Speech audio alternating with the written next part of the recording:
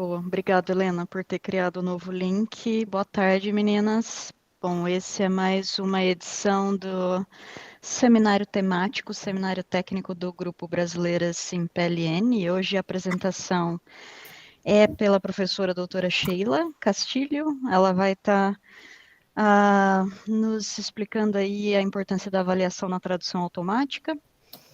E eu vou deixar a Sheila introduzir ela mesma e nos dar detalhes sobre carreira e a contribuição no PLN no Brasil e como mulher no PLN também. Então, obrigada, Sheila, pela palestra e estás à vontade aí para introduzir tua história um pouco para a gente e depois a palestra. Bem-vindas, meninas, a esse seminário. Obrigada a todo mundo, obrigada pelo convite, obrigada por estarem participando.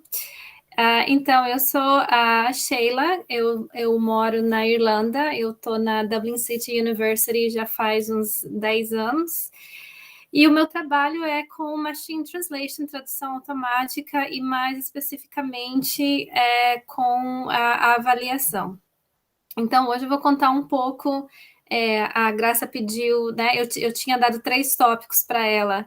Eu falei, eu posso falar da avaliação em geral, eu posso falar do meu projeto com avaliação com contexto, ou eu posso falar do meu último artigo, que foi um experimentozinho que eu fiz com o chat GPT e com contexto. Daí ela falou que queria tudo. Então, eu tentei colocar tudo num deck de slides só, e em português, porque tudo que eu tinha era em inglês, então eu espero que faça sentido e já peço desculpas antecipadamente pelo meu português, que está enferrujado e que eu não sei algumas palavras que eu uso, né, no dia a dia no trabalho em português, então já peço desculpas aí.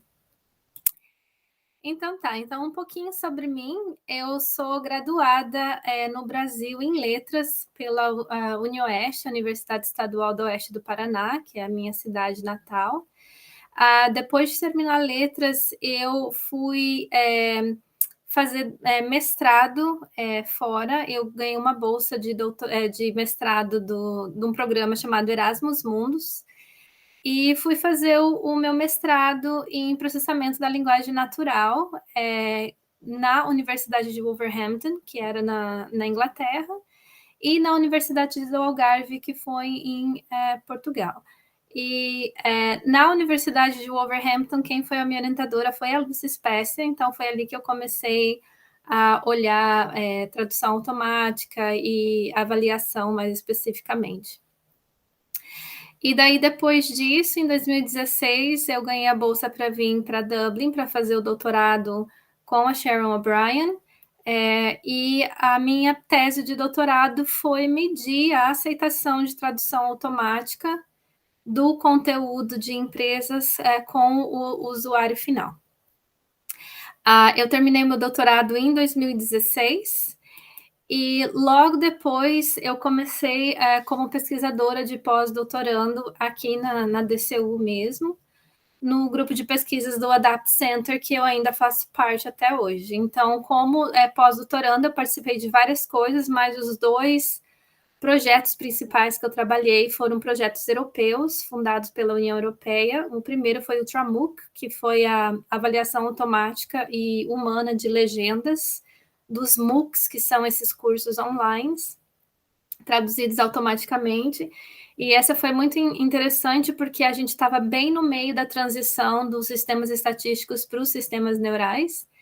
Então, foi um grande projeto de avaliação que a gente fez, um dos primeiros a fazer comparação SMT com NMT, o estatístico com o neural. E daí tivemos o eAdaptia projeto também, que foi mais foco nas redes neurais, na avaliação, com administração pública para empresas dentro da União Europeia. Aí, depois disso, eu consegui o financiamento do governo irlandês, né, do Irish Research Council, e eu comecei o meu próprio projeto, e daí fui para Research Fellow, que eu não sei se tem um equivalente no Brasil. Depois de pós-doutorando, você vira Research Fellow, se você é promovida, geralmente quando você consegue o seu próprio funding. E foi ali que começou o projeto de Document Level Machine Translation, que eu dei o nome dela, o projeto dela. E depois que o projeto terminou, ano passado, eu comecei como Assistant Professor na escola de Applied Languages. Eu saí da escola de computação, fui para a escola de Applied Languages e agora eu sou Assistant Professor na universidade. Então, esse é um pouquinho sobre mim. Então, hoje, o que eu pretendo falar com vocês, eu sei que é bastante coisa, então eu vou falar um pouco rápido. Eu vou dar uma geral da importância da avaliação, o que é qualidade, quais são os tipos de avaliação que a gente tem, o que aconteceu quando esses sistemas neurais começaram a ficar muito bons, o que isso significou no campo da avaliação, como está indo a avaliação com contexto e um pouquinho de ChatGPT na tradução. Então, assim, tudo... Antes de começar tudo, a gente precisa saber por que precisamos de avaliação. Por que a avaliação é importante? Então, assim, tudo que eu vou falar hoje, ele é sempre mais voltada para a área da tradução automática, porque é o meu campo de pesquisa, mas eu também trabalho muito com avaliação de sistemas de PLN, e eu vejo que é muita coisa muito parecida, e vocês vão ver que é muito interdisciplinar. As métricas que a gente usa vêm de um campo, as métricas que a gente desenvolve dentro da tradução automática é usada em vários outros campos, então pode ser que vocês não sejam todos da tradução automática, mas vai achar alguma coisa que vai dar para ser usada na avaliação do sistema de vocês também.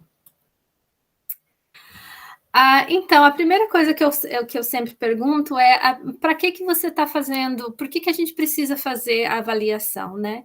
Então, pode parecer óbvio, mas muitas pessoas não entendem o porquê, por que se precisa fazer uma avaliação de sistema, né? Então, a avaliação, ela informa se o sistema funciona e por quê, quais são as partes do sistema que está dando certo, quais as partes que precisam ser melhoradas, e é fundamental para o progresso do desenvolvimento desses sistemas, de qualquer sistema de PLN, porque vai permitir comparar o desempenho de abordagens diferentes, de arquiteturas diferentes, e é impossível saber se um sistema está sendo eficaz ou não sem algum tipo de avaliação. Né? Parece óbvio, mas geralmente não é tão óbvio assim. E a avaliação, ela precisa ser honesta e ela precisa ser replicável. Os métodos de avaliação, eles têm que ser rigorosos para a gente poder garantir resultados confiáveis, porque senão qualquer um pode fazer qualquer tipo de avaliação, e a gente vai ver um pouco disso depois. Eu vou mostrar alguns tipos de avaliações que acontecem.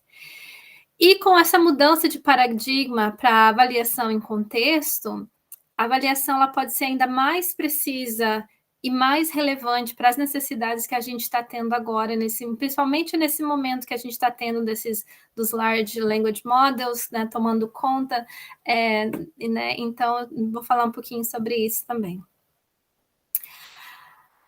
Antes de começar, um pouquinho de história, então eu não sei se, né, como o pessoal conhece a história da avaliação, mas teve um report uma vez chamado ALPAC Report, que foi o Automatic Language Processing Advisory, lá em 1964, que foi um report assim, que praticamente destruiu todos os financiamentos na área de PLN, principalmente da tradução automática, que o relatório ele foi muito restrito com a tradução automática, dizendo que não, que a conclusão é que os resultados da tradução automática não eram satisfatórios e que nunca ia se conseguir fazer, né, uma tradução automática. Então, teve um corte muito drástico em financiamento para essas áreas, e desde então a avaliação se tornou uma coisa meio tabu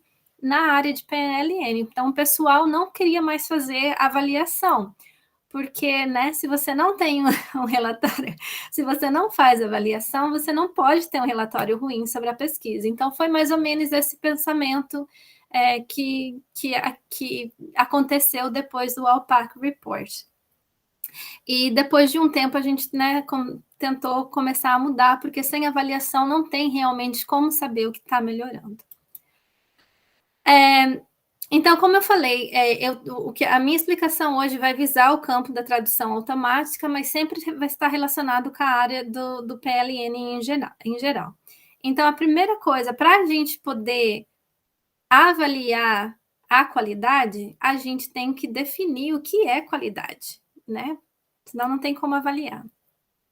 Então, para entender o que é qualidade, a gente tem que ter em mente que a tradução ela é um processo complexo, ela é um processo cognitivo, linguístico, social, cultural e tecnológico também. E essa complexidade de definir o processo de tradução, ela também ajuda a dificultar o conceito de medir a qualidade.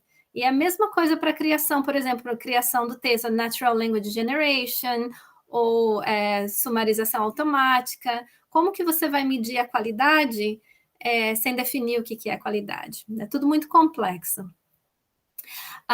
Então, os processos de avaliação, eles variam consideravelmente. Então, a Jo Drugan, ela já falou em 2013 que os teóricos e profissionais, eles concordam que não existe uma maneira única e objetiva de se medir qualidade, porque a qualidade, ela é subjetiva. Então, por que ela é subjetiva? Então, há necessidades diferentes. Cada setor do campo de tradução tem necessidades diferentes. Então, por exemplo, na indústria, o objetivo é entregar, por exemplo, um cliente uma tradução que ele considere de qualidade, que preencha os requisitos de qualidade do cliente que já foram identificados, que deveriam ser identificados antes da tradução começar. Já no meio acadêmico, a gente mede a qualidade da tradução para saber se houve uma mudança na qualidade quando, por exemplo, se faz uma implementação no sistema ou se alguma modificação no processo de tradução resulta em alguma melhoria ou não, ou o que exatamente acontece, né, nessa implementação. E agora, com o avanço da tecnologia, também cresceu a quantidade de conteúdos para serem traduzidos. E com isso também cresceu a necessidade de se ampliar esse processo de medir a qualidade e deixar ele sempre mais específico e mais apropriado para o produto final. Então, a avaliação, como eu falei, ela é um problema complexo, porque não existe uma única tradução correta para um determinado texto. Então, a gente pode ter várias diferentes formas de se traduzir o mesmo texto e todos eles estão corretos. Então, a gente tem que se perguntar, por exemplo, se todas as possíveis traduções para um determinado texto-fonte são igualmente boas. E se sim, o que significa ser uma tradução boa? É uma tradução que é fluente? Ou é uma tradução que é adequada, que é, né, precisa? Ou tem que ser os dois ao mesmo tempo? Ou não, é uma tradução que é fácil de pós-editar? Ou é uma tradução que um usuário acha que é muito utilizável, que dá para ser utilizada rapidamente? Ou tem que ser todos esses quesitos? Ou não é nenhum desses quesitos, é uma outra coisa que eu preciso que a minha tradução seja. Então, tudo isso, por isso que isso faz a tradução um problema muito complexo e a avaliação da tradução, da qualidade da tradução é muito complexo. Uma das coisas que eu sempre pergunto quando alguém me pergunta, tá, como que eu faço a avaliação disso aqui? Qual a sua definição de qualidade e para quem você está fazendo essa avaliação? Qual que é a audiência dessa sua tradução? A audiência tem que ser relevante. Você está buscando uma tradução para o usuário final? É aquele usuário que só quer ler, dar uma lida e dar uma entendidinha nos princípios, né, nas keywords básicas do texto? Ou é um texto que vai ser disseminado e publicado e ficar lá por vários anos? ou é porque você quer mandar para os seus tradutores para pós-editar? Então, você quer saber se vai ser uma pós-edição mais rápida ou uma pós-edição que vai demorar mais? Ou você precisa dessa tradução porque você vai usar essa tradução em outras aplicações? Por exemplo, eu preciso da tradução porque eu vou usar na recuperação de informação. Então, eu preciso que a tradução seja só boa o suficiente para dar uma retrieve nas coisas que eu preciso. Então, daí já é outro tipo de avaliação que você vai fazer. Ou se você está fazendo uma avaliação porque você quer diagnosticar quais são os problemas do seu sistema, então daí é outro tipo de avaliação que você precisa fazer. Então, os objetivos da avaliação, o que é desejável na avaliação é que a avaliação ela tem que ser significativa, o resultado ele tem que fornecer um tipo de interpretação da qualidade, ela tem que ser consistente, ela tem que estar correta e ela tem que ter baixo custo computacional e econômico também. E ela tem que ser flexível, a gente precisa que a avaliação seja ajustável para diferentes sistemas, diferentes línguas, né, de tudo que a gente precisa avaliar. E também os custos computacionais e econômicos também estão relacionados, claro, à velocidade, ao tamanho e também à integração e se o sistema pode ser, se as métricas podem ser customizadas, como eu falei antes. Então, os tipos de avaliação que a gente tem no campo da tradução automática são vários, mas eu vou começar com uma quote do Wilkes, que lá em 2009 ele falou assim, que a avaliação de tradução automática ela é mais desenvolvida do que a própria tradução automática, o que era verdade em 2009. A pesquisa sobre a avaliação da qualidade do sistema virou um campo à parte. Então, a gente tem dentro do campo de tradução automática, a gente tem os developers, os que desenvolvem a tradução automática, e a gente tem os evaluators, que trabalham só com avaliação, desenvolvimento de métricas humanas e automáticas para avaliar os sistemas. Então, os métodos mais comuns é a avaliação automática, que são as métricas de avaliação, ou classificações automáticas, e as métricas humanas. Então, as métricas humanas, elas podem ser avaliadas com tradutores profissionais, ou só com pessoas bilíngues, ou com a crowd. E também temos a avaliação de usuário, que geralmente não envolve um tradutor, é aquele usuário que vai usar a tradução mesmo. Então, você pode fazer outros tipos de avaliação, como usabilidade e compreensão de leitura, por exemplo. Esse diagrama é do nosso livro, que foi publicado em 2018, que eu gosto bastante dele, porque ele é bem fácil de identificar a dicotomia de avaliação. Então, a primeira pergunta é: você quer avaliar a qualidade com humanos? Se sim, você tem toda uma range de métricas que você pode usar, se não, você vai para as métricas automáticas. Então, eu vou começar um pouquinho falando sobre as métricas automáticas que a gente tem. Eu tenho certeza que vocês já ouviram pelo menos algumas delas antes. Então, as métricas automáticas dentro da tradução automática, elas são muito interdisciplinares. Elas, por exemplo, a WER, ou a WER, elas vieram do reconhecimento da fala e a gente adotou para a tradução automática. A RUGE, por exemplo, que é uma métrica também bem antiga, veio da sumarização automática. Eu não sei se estou falando os nomes certos, tá, gente? É text summarization. Agora, se é sumarização automática ou o quê, eu não sei. A F-Measure, por exemplo, ela é uma métrica muito usada na matemática, né? Ela veio da recuperação de informação e de outras áreas também. O Precision Recall também já foi usado muito na tradução automática. Mas a gente tem umas métricas que são muito comuns na tradução automática, que é, por exemplo, a Blue, a Meteor, a CHRF, a TER ou a HTER, que também é um pouquinho diferente.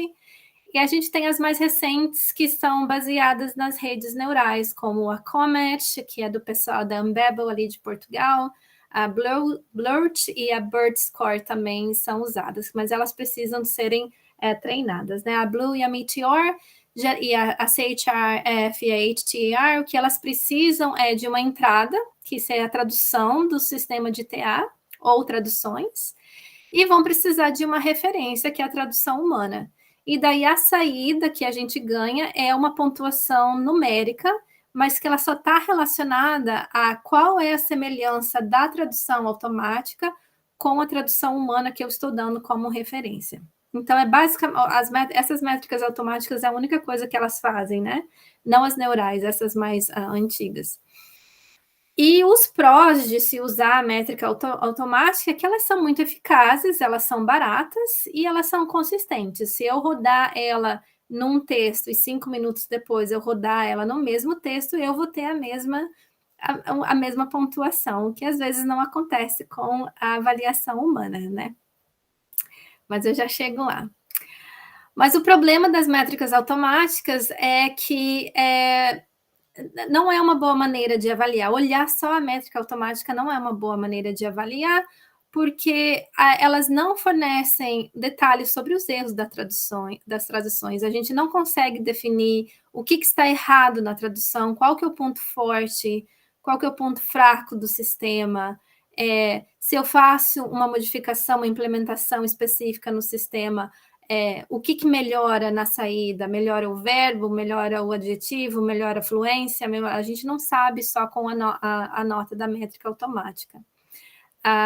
E uma coisa muito interessante que a gente viu nas classificações de sistema por ranking, por exemplo, um sistema ele pode ser classificado bem alto e um bem baixo, mas ainda a gente vê que o que foi classificado baixo, dependendo de uma métrica, o ranking muda. Então, o que é que essa métrica está dizendo que a outra não está dizendo?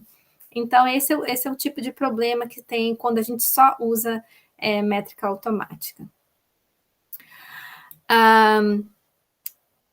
Tá, e daí voltando para o diagrama, se a avaliação é feita com humanos, aí a gente tem vários quesitos que a gente tem que olhar. Por exemplo, se você quer que a avaliação dê um feedback para o sistema, ou se você quer que seja uma avaliação de diagnóstico, porque você quer saber o que está errado com o sistema, o que não está funcionando, ou se você quer, por exemplo, que seja os usuários finais que deem uma olhada, né, para ver o quanto que eles podem usar da tradução. Se você tem o texto-fonte ou não, se você quer usar o texto-fonte ou não, também é diferente a métrica que você vai usar. E os prós de se usar a tradução automática com humana é que ela é uma avaliação mais detalhada, claro. Você consegue avaliar todos os fenômenos linguísticos que você quer, não, por mais complexos que eles sejam. Ela te dá uma análise mais profunda do sistema, você consegue um feedback para dar para o engenheiro e falar, olha, a ordem das palavras, quando tem um adjetivo, está vindo toda errada, então vamos consertar isso, o que a gente pode fazer, e daí você tem um feedback bem preciso do que está acontecendo, que a métrica automática não te dá. Então, a avaliação humana tem várias métricas para a avaliação humana, várias, mas geralmente as mais usadas, o estado da arte é fluência e adequação, que eu não sei se é assim que se fala em português. Fluency, adequacy, post-editing, o ranking e a notação de erro, que geralmente é esses que a gente mais usa, e ela é realizada por tradutores profissionais ou amadores. Então, eu vou falar um pouquinho de todas elas, eu não sei quão bem vocês conhecem cada uma delas, mas eu resolvi colocar um slide por uma dessas, só para ver se vocês conhecem. Então, o ranqueamento, ou ranking, que também, né, ranking em inglês, em português, a gente não tem ainda, que eu conheça, um termo bem cunhado, né, para isso, mas eu já ouvi ranqueamento, hierarquia, classificação, ou às vezes o pessoal só fala ranking mesmo. Então, o ranking, ele geralmente compara 2 ou mais traduções, e as traduções podem ser de sistemas diferentes, então você pode querer comparar o sistema A e B, ou você pode querer comparar o sistema com a tradução humana para ver, né, o que está acontecendo. Você pode permitir empates ou não, ou você pode forçar o avaliador a escolher um dos dois. E se você permitir empate, você pode permitir que o empate seja, não, as duas estão igualmente ruins ou as duas estão igualmente boas. E o tipo de feedback que o ranking dá para a gente é, por exemplo, se o sistema que a gente está avaliando está melhorando comparado a uma baseline. Então, geralmente, quando você está construindo um sistema, você tem uma baseline, aí você faz uma implementação A, daí você faz uma implementação B, e você faz rapidamente um ranking ali para ver se a implementação que você queria está dando resultado ou não.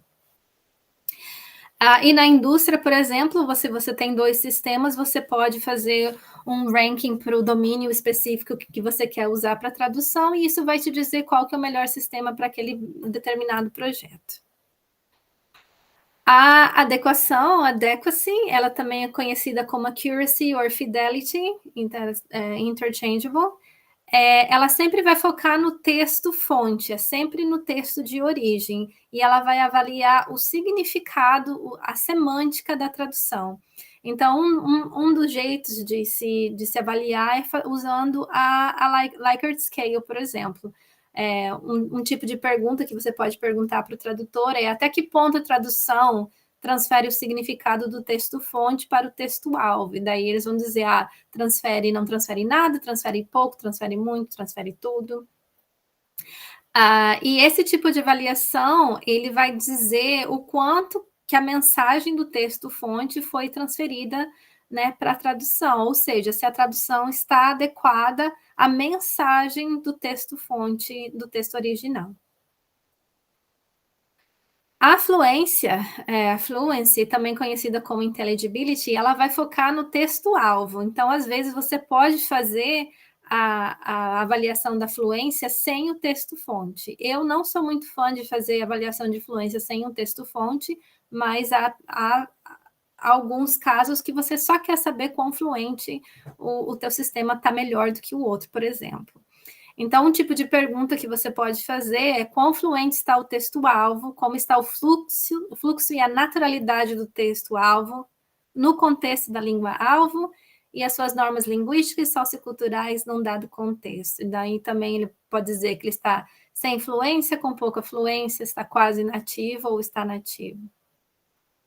E o tipo de feedback que a avaliação de fluência dá é que ela vai dizer se o texto está fluente, né? Se soa natural para um falante nativo ou se está numa linguagem mais quebrada. E a pós-edição, né, que é uma das definições da Taos, que é uma grande empresa, não, é uma society que trabalha com tradução, é o processo de melhorar uma tradução gerada automaticamente com o mínimo de trabalho manual. Geralmente tem que ser o mínimo. E a pós-edição ela é muito usada para avaliar a utilidade do sistema, ela identifica erros comuns e ela também pode criar novos dados de treinamento ou dados de teste para os seus sistemas ou próximos sistemas. E na avaliação, a gente usa muito o esforço de pós-edição. Então, tem 3 jeitos de se usar o esforço de pós-edição. O esforço temporal, que é a produtividade. Então, a gente vai calcular quantas words per second, palavras por segundos, podem ser editadas. O esforço técnico, que é o número de operações de edições feitas, ou seja, quantas edições eu faço nesse sistema e quantos eu faço no outro. E um jeito de calcular é usando a HTER, que a TER é a entrada da TA com a tradução humana. A HTER é a entrada da TA com a pós-edição e a gente conta quantas operações foram feitas. E o esforço cognitivo, que é um dos meus favoritos, ele pode ser medido de várias formas. Eu, geralmente, quando eu faço, eu uso o rastreador ocular, que é o eye tracker que a gente tem na faculdade, porque ele é bem preciso e ele dá mesmo um esforço, e ele corresponde muito bem com o self-perceived, quando o tradutor diz, eu cansei mais com esse, eu cansei mais com aquele. mas tem outros jeitos também, pode ser só por questionário ou alguma coisa assim. E daí nós temos a classificação de tipologia de erro, que é bem comum também de se fazer, mas a anotação de erros ela é muito cara. Mas ela é um relatório muito detalhado de tudo que é útil, que dá para ser feito para corrigir o sistema, que dá para informar o cliente, dá para informar o desenvolvedor. E as companhias de traduções, elas usam muito esse tipo de taxonomia no dia a dia. É a coisa que eles usam mais. Uma das taxonomias mais usadas é a DQF, a MQM, não sei se vocês conhecem, mas eu coloquei um exemplinho ali para vocês verem, vamos ver se a gente consegue. Então, se eu tenho um texto-fonte que diz assim, when you do human evaluation of machine translation systems, the results are more likely to be credible. E eu tenho uma tradução automática que diz assim, quando você cria avaliação das traduções automáticas de humanos, resultados são mais destinados para ser credíveis. Então, por exemplo, com esse exemplo, então eu tenho o texto-fonte aqui, aí eu tenho a tradução automática aqui. Então, esses são os tipos de anotação que a gente pode fazer. Por exemplo, a ordem das palavras, que são a word order, em vermelho, todo aquilo ali vai ser anotado como word order, tá errado. Esse em verde seria a mistranslation, que é a tradução errada, no cria, humanos, destinados. Nesse amarelo são omissions, são as palavras que não foram traduzidas pelo sistema. E, no geral, a fluência da frase está muito ruim. E uma solução seria essa tradução humana. Quando você faz a avaliação humana dos sistemas de tradução, é mais provável que os resultados sejam confiáveis. Mas toda vez que eu apresento esse exemplo, eu pergunto, quem que corrigiria essa tradução humana se eu tivesse apresentado a tradução humana como se fosse tradução automática? E 90% das pessoas levantam a mão para corrigir. E é por isso que eu falo que a avaliação de qualidade ela é muito subjetiva, porque a tradução humana está boa, mas tem gente que sempre acha, mas ia ficar melhor se fosse assim. Então, esse é só um exemplinho para mostrar para vocês como é subjetivo. Eu sei que tem alguns de vocês, não, mas ali confiáveis, não, já ia colocar outra coisa. Pode ser mesmo. Ok. Vamos falar um pouco da avaliação agora com esses sistemas neurais que a gente tem. Com a chegada dos sistemas neurais NMT, que foi lá no final de 2015, 2016 deu um boom, 2017 mais ainda, a necessidade da avaliação ela ficou ainda mais evidente, porque, de repente, os sistemas de PLN eles se tornaram mais complexos, eles se tornaram mais sofisticados. No campo da tradução automática, as Neural Machine Translation, elas estavam muito fluentes, elas foram, principalmente para as línguas que os sistemas estatísticos não estavam tão bons, por exemplo, para o alemão, o salto que o NMT deu foi muito grande. Então, o pessoal começou, né, a se assustar. E essa é uma frase que eu gosto de usar muito, que é extraordinary claims require extraordinary evidence, ou seja, alegações extraordinárias exigem provas extraordinárias. E é exatamente isso que aconteceu com o caso do Human Parity. Eu não sei se vocês ouviram falar do Human Parity, que começou a acontecer no campo de tradução automática quando os sistemas neurais começaram. Não sei quem já viu manchetes sobre como o Google Tradutor era maravilhoso, como o Microsoft Translator alcançou a paridade humana, porque traduz tão bem quanto os humanos. Tudo isso foi manchete que eu arrecadei com o tempo. Então, todas isso. Mais ou menos o que está acontecendo agora com o ChatGPT, aconteceu com o Neural Machine Translation e aconteceu com o Statistical Machine Translation antes disso, né? Então, teve toda essa de, a gente alcançou a paridade humana na tradução automática. Não, eu até hoje eu ouço que a tradução automática ela é um caso fechado dentro do PLN, que é um caso resolvido, a gente resolveu a tradução. Então, o que é essa paridade humana? Então, esse foi um paper do Hassan, que trabalha na Microsoft, e eles definiram a paridade humana assim. Eles tinham duas definições. Se um humano bilíngue, julgar que a qualidade de uma tradução produzida por um humano é equivalente à tradução produzida por uma máquina, então a máquina alcançou a paridade humana. A definição 2 seria: se não houver diferença estatisticamente significativa entre as pontuações humanas de qualidade para a tradução de um sistema e as pontuações para traduções humanas, a máquina alcançou a paridade humana.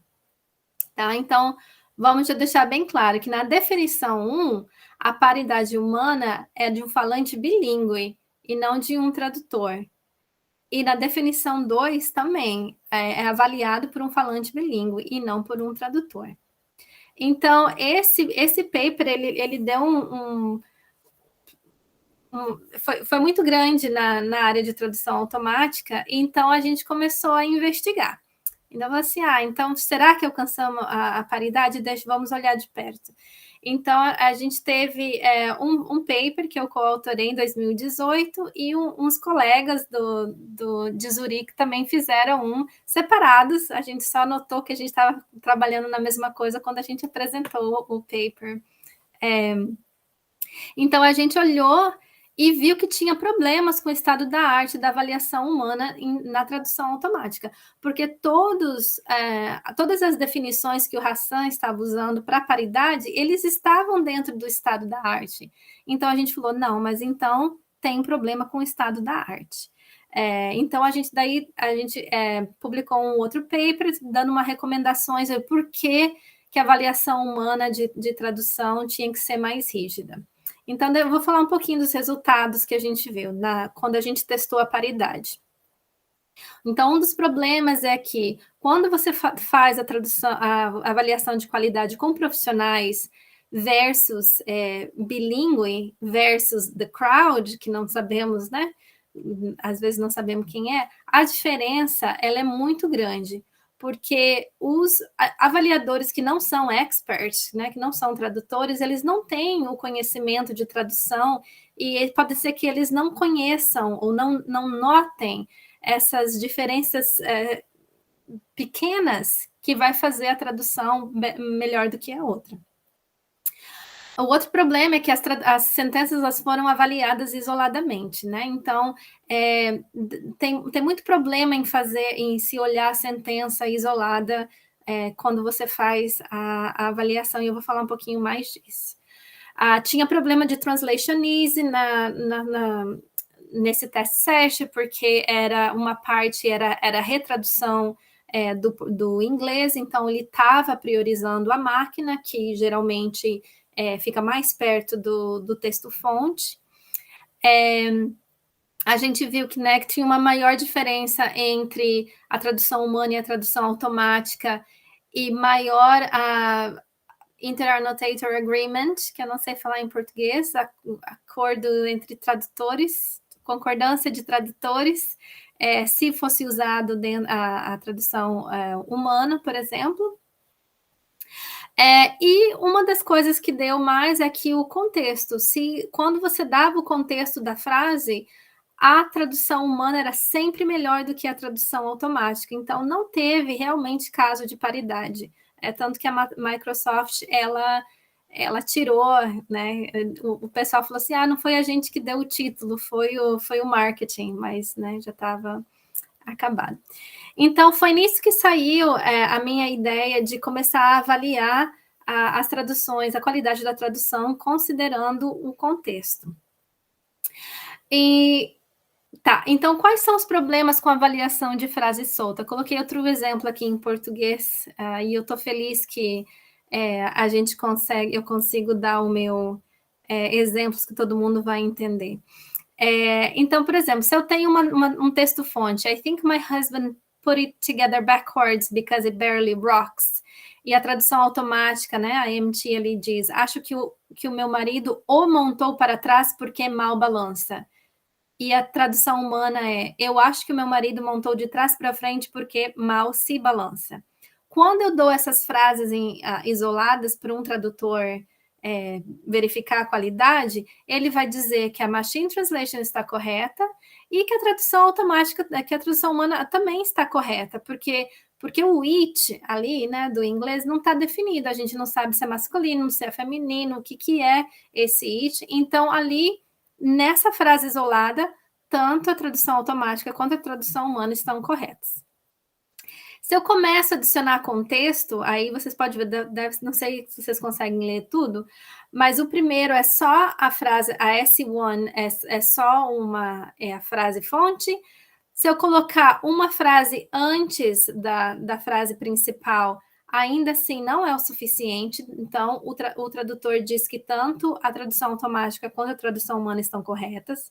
Se eu coloco 2 frases de contexto e mais a que eu precisava avaliar, ainda assim o tradutor diz que as 2, tradução automática e tradução humana, estão corretas.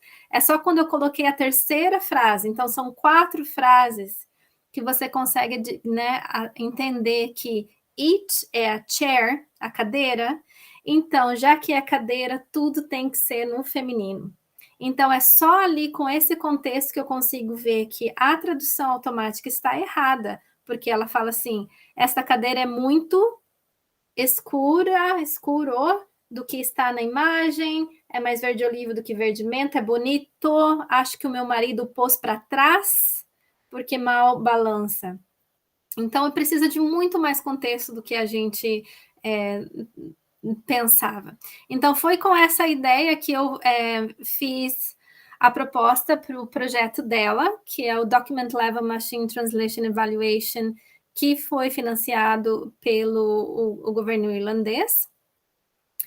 E nele eu tive 4 principais publicações, e eu queria falar um pouquinho das 2 primeiras, porque elas são, eu acho que muito interessantes, e foram que foi o que a WMT, a Conference Machine Translation, pegou do meu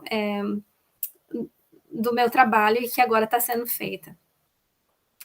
Então, nessa pesquisa, eu olhei a diferença de metodologia para avaliação em nível de sentença e em nível de documento, com as métricas mais comuns usadas na Machine Translation, né, que eu já falei, a fluência, adequação, elas numa escala Likert, aí eu também comparei ao Interannotator Agreement, para ver quando que se concordava mais. Eu também olhei a anotação de erro, e o esforço para se dar, para fazer a avaliação. Então, eu tive 2. No primeiro paper, eu comparei avaliação de sentenças isoladas versus dar uma nota para o texto todo. No segundo paper, eu fiz a mesma coisa, só que eu acrescentei uma outra metodologia. A terceira metodologia eu chamo de Sentence in Context, sentenças em contexto, o tradutor dava uma nota por sentença, mas eu dava o texto todo, ele tinha que considerar o texto todo. Então, os resultados do primeiro, onde eu só comparei sentenças isoladas e uma nota por texto, a gente viu que, né, a Interannotator Agreement, ele é maior quando as sentenças são avaliadas em aleatório. E eu não entendi por quê, porque para mim não fazia sentido por que eu tinha mais né, o acordo ali dos tradutores quando isso acontecia. Só que a gente viu também que tinha muita preferência pessoal do tradutor, a adequacy era mais importante do que a fluência, por exemplo. E quando a tradução automática escolhia não marcar gênero, quando não há suficiente, também não tinha contexto o suficiente para resolver a ambiguidade, era preferida pelos tradutores. E a gente viu que os desacordos na metodologia de dar uma nota por texto estava relacionada à adequação, e os desacordos na metodologia de sentença, em nível de sentença, estava relacionada com a ambiguidade. pela falta de contexto.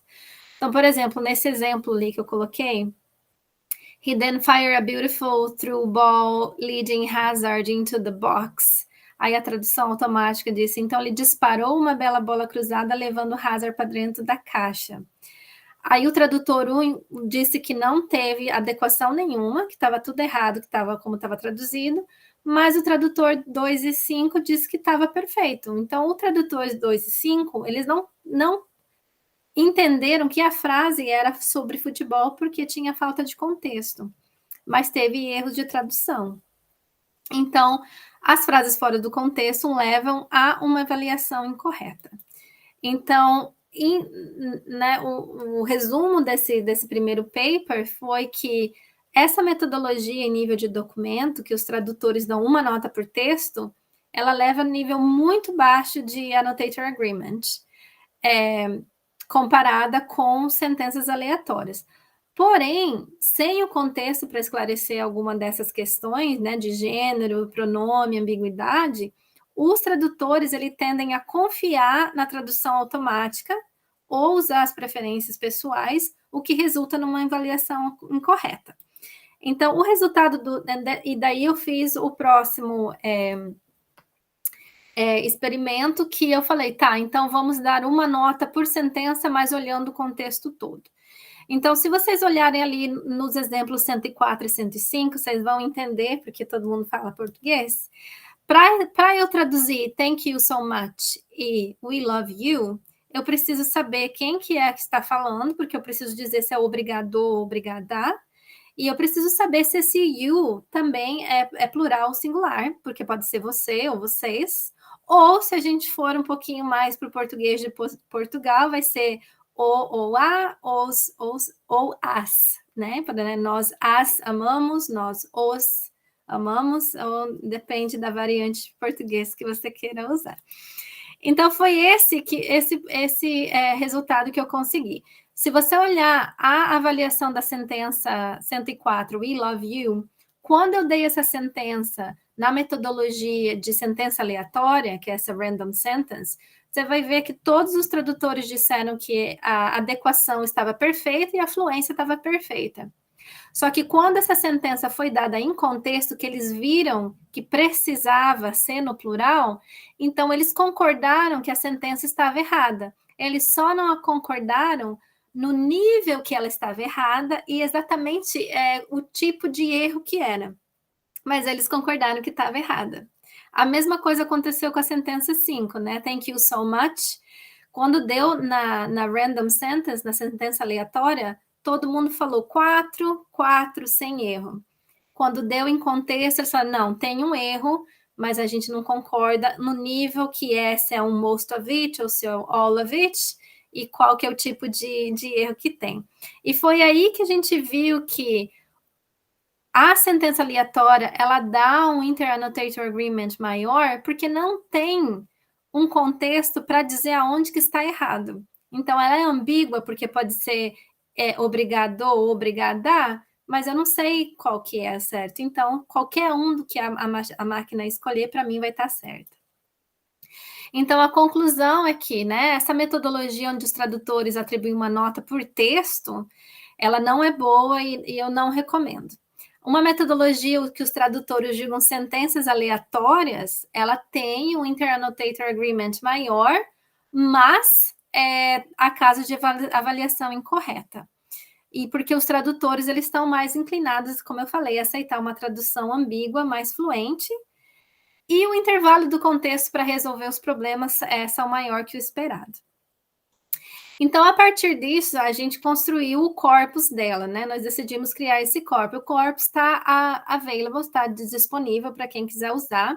Ele é um corpus que foi feito com 60 documentos, 6 domínios diferentes, e pode ser usado para test suites, para corpus de treinamento e análise linguística. A gente anotou vários issues neles, como gênero, ambiguidade lexical, Eu esqueci do resto, acho que eu esqueci de colocar um slide sobre isso. E depois que esse corpus foi compilado, é tudo assim, traduzindo do inglês para o português, tá? Então ele está todo traduzido também, humanamente traduzido. Então daí eu quis saber quanto de contexto, qual que era o contexto SPAN que a gente precisava para resolver esse tipo de issue, né? Então eu identifiquei alguns tipos de contexto, o contexto precedente, antes da sentença, o contexto seguinte, teve casos que precisou dos dois, um pouco antes, um pouco depois, teve casos que tinha ou antes ou depois, não fazia diferença. Agora, tinha casos que você precisava do texto todo para poder resolver alguns desses issues. E teve casos que você precisava mais do que o texto, você precisava saber, por exemplo, quem Michelle Obama era, para você conseguir resolver esses issues. Pessoal, todos esses números que eu estou dando, eles estão todos publicados. Se vocês se interessarem, é só olhar no paper depois, tá? Então, a gente viu, por exemplo, que a maioria do contexto, ele é sempre precedente, mas tem muito contexto que é depois da sentença que a gente quer traduzir, onde tem esse issue, né? E o contexto é muito diverso para ambiguidade lexical. A solução desse problema pode estar quase em qualquer parte do texto, realmente, né? E os problemas mais comuns achados no corpo é o gênero e a ambiguidade lexical. O contexto que vem precedente, ele é geralmente mais longo do que o contexto que vem depois. E o gênero e a ambiguidade lexical têm os gêneros mais longos. Agora, o mais interessante para mim, que eu achei, é que, por domínio, tem uma diferença muito grande no tamanho do contexto que você precisa. Por exemplo, no domínio das legendas, o número, ele tem um contexto muito grande, com uma média de 17 sentenças para poder se resolver. Então, como a gente fala que o documento level, geralmente, o pessoal faz com 2 sentenças, isso não resolveria o problema do número, por exemplo.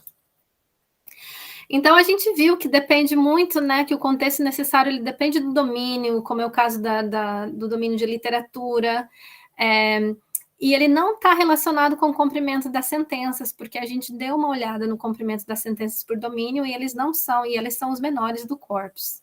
Então, a gente pensou, como que isso pode ser usado, né? Como que esses resultados podem ser usados? E como que diferentes línguas lidariam com esse problema diferentemente? Então, estou quase acabando, tá, gente? Prometo. Então, a gente resolveu fazer um experimento bem rapidinho no começo do ano, que foi avaliar os tradutores automáticos e o ChatGPT com esses contextos. Então, a gente pegou os problemas anotados no corpus dela, né? Uma ambiguidade lexical, gênero, número, referência, elipse e terminologia. Aí a gente tentou colocar em todos os sistemas tradutores automáticos que a gente conseguiu, o Google, o DeepL, o Microsoft, e daí, né, já que começou o ChatGPT, falei, vamos usar ele também. E daí a gente usou para o português, irlandês, chinês e alemão, e eu falei, então vamos usar os cenários que a gente já sabe que conhece, que é o contexto precedente e o contexto seguinte. E eu pensei, vamos mudar a pontuação, porque eu sei que às vezes mudando a pontuação tem a tradução do tradutor automático, ele muda. Então a gente tem o contexto, quando o contexto é antes, quando o contexto é depois, a pontuação normal e a pontuação junta. Então foi mais ou menos isso que eu fiz. Aí o teste switch que a gente usou são essas frases, mas eu só vou olhar as 2 primeiras, que é a ambiguidade lexical e o gênero, porque não tem tempo de falar tudo, mas o paper vai estar publicado pelo IAMT agora em junho, tá? Se vocês quiserem olhar. Então, eu coloquei só uns exemplos aqui do português que eu achei muito interessante. Por exemplo, o Google, quando eu coloco ele com um contexto antes ou depois, não importa, mas com a pontuação correta, o Google não consegue traduzir a ambiguidade lexical case, que no caso seria a capa de telefone, não um caso. Quando eu coloco ele com as sentenças juntas, sem espaço entre o ponto final, aí o Google consegue traduzir perfeitamente. Então, né, ele considera todo lá como se fosse uma sentença só. Mas não é sempre que acontece. Então, eu não sei quando que acontece. Às vezes não acontece. O DeepL, por exemplo, nem a primeira, né, a phone case, ele não conseguiu traduzir, colocou caso telefônico, a Microsoft colocou caso de telefone e não conseguiram nada. O ChatGPT traduziu tudo perfeitamente, sem problema nenhum, não importa o tanto que eu tentei fazer ele errar, ele não errou, para esse caso, né? No gênero foi muito engraçado, porque ó, o Google ele errou tudo. Esse é uma speech da Michelle Obama, né? Então, e tem ali o nome dela. A Michelle Obama faz um apelo apaixonado para que cada aluno leve a educação a sério. E ela estava falando uma escola de meninas. E então o Google errou o gênero de todo mundo. O DeepL, ele e o Microsoft, eles foram muito inteligentes, vamos dizer assim. Em vez de dizer eu estou honrada e errar, como o Google fez, eles colocaram eu tenho a honra. Então já é aquela solução que dá o drop no pronome, né? Só que daí traduziram errado os futuros líderes, porque seriam as futuras. E o ChatGPT foi muito engraçado, porque ele errou a primeira, mas acertou a segunda. Então, assim, não ela é meio generativa, assim, né? Não bate muito bem. Então, os resultados, assim, mais por cima que eu vi é que a pontuação, a posição do contexto não parece afetar os resultados muito, mas tem sim uma diferença ali na ambiguidade lexical, com as traduções mais corretas quando o contexto está antes do problema para ser resolvido. A pontuação tem sim uma variação maior, então com as sentenças que são grudadas, né? Mas tem explicação que é porque daí se considera tudo como se fosse uma só. Eu acho que a Machine Translation consegue dar uma olhada. E os sistemas de tradução, eles não parecem que um superar o outro, mas as traduções do ChatGPT, elas são mais corretas do que os tradutores automáticos. Só que a última coisa que eu vou falar, que eu achei super interessante, é que eu vi o gender bias no ChatGPT, né? Então, assim, eu não sei se todas conseguem ler em inglês, mas é mais ou menos assim. Eu dei o prompt para o chat dizendo assim, qual que é o gênero do falante dessa frase? Daí a frase I was also fortunate enough to be cherished and encouraged by some strong male role models as well, including my father, my brother, uncles and fathers. Essa é a Michelle Obama dizendo, né? Aí o ChatGPT diz de primeira que a falante da sentença é feminina, porque ela contém, né? A sentença contém os pronomes pessoais eu, I e my, o que indica que a falante está falando sobre ela mesma, e daí diz assim, e também o uso da palavra father, brother, uncles and grandfathers, né? Então, pai, irmãos, tios e avós, sugere que a pessoa que está falando é feminina, porque estão se referindo a figuras masculinas. Então, assim, mas o que tem uma coisa a ver com a outra, né? Então, o homem não pode falar de male figure role models. Aí eu decidi tirar o adjetivo cherished, que estava lá antes, tá? Então, era fortunate, cherished and encouraged. Eu tirei o cherished porque ele é um adjetivo um pouco mais feminino. E aí ele disse, e perguntei a mesma coisa, quem que é, né? Qual o gênero do falante dessa sentença?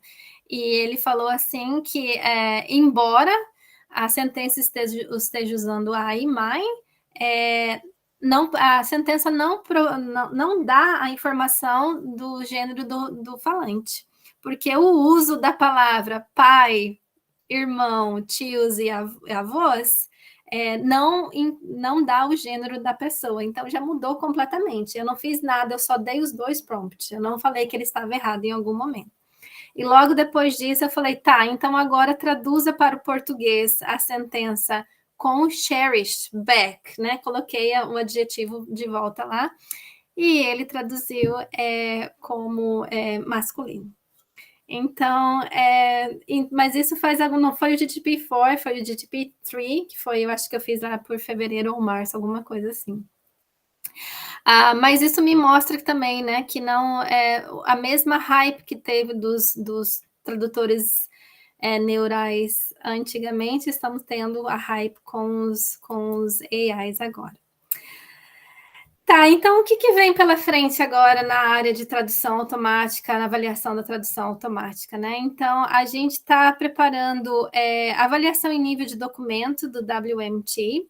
A gente está fazendo a Metric Task, que é a Shared Task das métricas automáticas, e a gente vai exigir esse ano uma avaliação de parágrafo. A gente não vai conseguir fazer do texto todo, porque é um pouco mais difícil. Mas uma das coisas que é a minha área que eu estou tentando ver por exemplo, se as métricas de avaliação automática que a gente tem agora, né, esse estado da arte, se elas são capazes de capturar o nível de qualidade desses sistemas, incluindo agora o ChatGPT, porque está tudo tão bom, mas será que está bom mesmo? Como que a gente vai começar a avaliar essas traduções? Como que a gente consegue avaliar ela dando um contexto? A gente vai precisar de novas métricas? Essas métricas estão boas? Ou vamos precisar de novas? Ou vamos ter que já usar umas que a gente não usava mais? Né? Como que a gente vai conseguir capturar essa qualidade toda que está saindo? Então, esse é o meu future work que eu estou tendo com os meus doutorandos. Os doutorandos estão olhando para mim.